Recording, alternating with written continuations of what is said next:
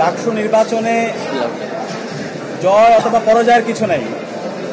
ডাকসু নির্বাচনের মাধ্যমে জুলাইয়ের প্রজন্ম বিজয়ী হয়েছে। ডাকসু নির্বাচনের মাধ্যমে ঢাকা বিশ্ববিদ্যালয়ের শিক্ষার্থীরা বিজয়ী হয়েছে এবং ডাকসু নির্বাচনের মাধ্যমে জুলাইয়ের আকাঙ্ক্ষা বিজয়ী হয়েছে, শহীদদের আকাঙ্ক্ষা বিজয়ী হয়েছে। সে কারণে আমরা শুরুতেই শ্রদ্ধার সাথে স্মরণ করছি জুলাই বিপ্লবের সকল শহীদদের, যাদের মাধ্যমে আজকে আমরা ফ্যাসিবাদমুক্ত বাংলাদেশ পেয়েছি এবং আজকে আমরা প্রতিটি ক্যাম্পাসে ক্যাম্পাসে গণতান্ত্রিক পরিবেশ পেয়েছি।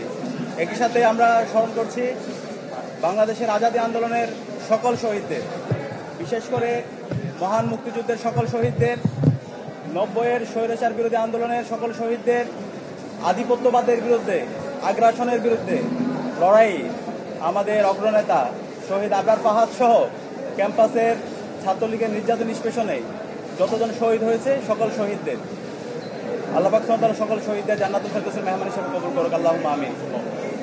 প্রিয় উপস্থিতি, ডাকসু নির্বাচনের মাধ্যমে ঢাকা বিশ্ববিদ্যালয়ের শিক্ষার্থীরা আমাদের উপর নেতৃত্বের আমানত রেখেছে।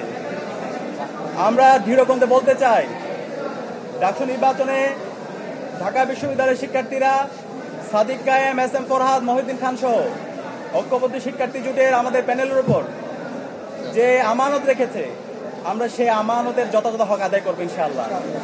আমরা কথা দিচ্ছি, আমাদের শিক্ষার্থীদের যে স্বপ্নের ক্যাম্পাস, সেই স্বপ্নের ক্যাম্পাস বিনির্মাণ না হওয়ার আগ পর্যন্ত আমরা থামবো না, আমরা আমাদের লড়াই চালিয়ে যাবো ইনশাআল্লাহ।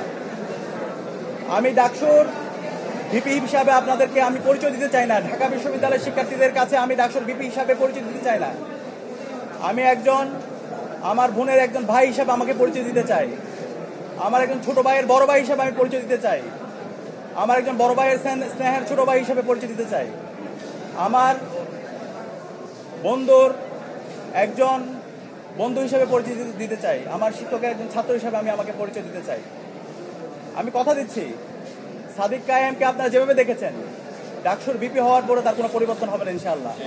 শিক্ষার্থীদের যে কোনো সমস্যা, ব্যক্তিগত সমস্যা, পারিবারিক সমস্যা, ক্যাম্পাসের বাইরে যে কোনো সমস্যায় তার পরিবার যেভাবে পাশে থাকে, আমরা ইনশাআল্লাহ কথা দিচ্ছি ঢাকা বিশ্ববিদ্যালয়ের প্রতি শিক্ষার্থীর পাশে আমরা আমাদের সবটুকু দিয়ে পাশে থাকবো ইনশাআল্লাহ।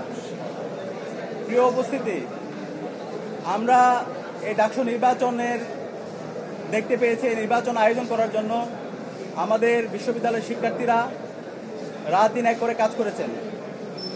আমাদের শহীদদের আত্মত্যাগের মাধ্যমে আজকে এই ডাকসু নির্বাচন অনুষ্ঠিত হয়েছে এবং এই নির্বাচন সফল করার জন্য আমাদের নারী শিক্ষার্থী যারা আছে তাদের অগ্রণী ভূমিকা ছিল এবং জুলাই বিপ্লবে আমাদের বোনদের আমরা অগ্রণী ভূমিকা দেখতে পেয়েছি, তারা আমাদেরকে সাহস জুগিয়েছে। আমরা আমাদের এই ক্যাম্পাসকে সবার জন্য একটা নিরাপদ ক্যাম্পাস হিসাবে বিনির্মাণ করার আমরা প্রতিজ্ঞা করছি। একই সাথে আমাদের এই ঢাকা বিশ্ববিদ্যালয়ের যেই ধর্মের, যে পথের, যে মতের, যে আদর্শের লোক না হোক না কেন, আমরা সবাই একসাথে কাজ করব। আমরা এই ঢাকা বিশ্ববিদ্যালয়কে একটা মাল্টিকালচারাল ইনস্টিটিউট হিসাবে আমরা বিনির্মাণ করব এবং আমাদের প্রতিজ্ঞা, আমাদের এই ঢাকা বিশ্ববিদ্যালয়কে আমরা একটি পূর্ণাঙ্গ একাডেমিক ইনস্টিটিউট হিসাবে আমরা পরিণত করব। একজন বিশ্ববিদ্যালয় শিক্ষার্থী প্রথম বর্ষ থেকে তার চমৎকার একাডেমিক এনভায়রনমেন্ট এখানে পাবে, গবেষণার পরিবেশ থাকবে, তার আবাসন নিয়ে ভাবতে হবে না, তার খাদ্যের নিরাপত্তা থাকবে, স্বাস্থ্যের নিরাপত্তা থাকবে এবং আমাদের নারীদের জন্য একটা নিরাপদ ক্যাম্পাস হিসেবে আমরা গড়ে তুলব। আমরা সবার কাছে দোয়া চাচ্ছি, সারা দেশের মানুষ আমাদের জন্য দোয়া করেছেন, আমাদেরকে পরামর্শ দিয়েছেন, বিশ্ববিদ্যালয়ের শিক্ষার্থীরা আমাদেরকে পরামর্শ দিয়েছেন। আমরা কথা দিচ্ছি, শিক্ষার্থীদের যে আকাঙ্ক্ষা তাদের সেটাই আমাদের আকাঙ্ক্ষা, শিক্ষার্থীদের ভয়েসে আমাদের ভয়েস, শিক্ষার্থীদের প্রত্যাশা আমাদের প্রত্যাশা। আমরা আমাদের এই ক্যাম্পাসকে স্বপ্নের ক্যাম্পাস বিনির্মাণ না হওয়ার আগ পর্যন্ত আমরা আমাদের লড়াই চালিয়ে যাবো ইনশাআল্লাহ। একই সাথে এই ডাকসু নির্বাচনে আমাদের অনেক সহযোদ্ধারা ছিল, আমরা তাদেরকে সহযোদ্ধা হিসাবে বলতে চাই, কারণ জুলাই আন্দোলনে এখানে যারা প্রার্থী ছিল আমরা সবাই সহযোদ্ধা ছিলাম। আমাদের সহযোদ্ধারা তাদের যে ইস্তেহারগুলো ছিল আমরা সবাই একসাথে কাজ করতে চাই। এখানে আমাদের সাথে যারা একসাথে নির্বাচন করেছি তারা প্রত্যেকে এক একজন আমাদের উপদেষ্টা। আমরা আশা করব তারা আমাদেরকে যে কোনো বিষয়ে পরামর্শ দিবে, আমাদেরকে গাইড করবে, আমাদের যে কোনো ভুল বিষয়, যে কোনো সিদ্ধান্তে তারা আমাদেরকে ধরিয়ে দিবে। আমরা সবাইকে নিয়ে আমাদের স্বপ্নের ঢাকা বিশ্ববিদ্যালয় নির্মাণ করব।